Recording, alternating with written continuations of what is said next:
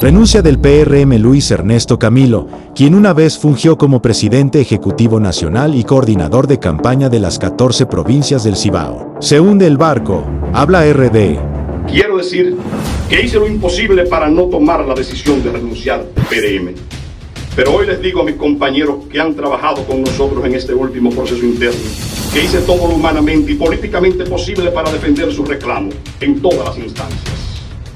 Entendiendo que se han ganado un espacio en este partido por su lealtad, trayectoria y liderazgo.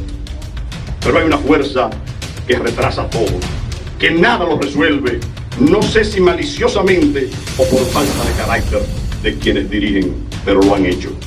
Por esta y muchas razones más que no vale la pena seguir enumerando, es que renuncio formalmente e irrevocablemente del Partido Revolucionario Moderno.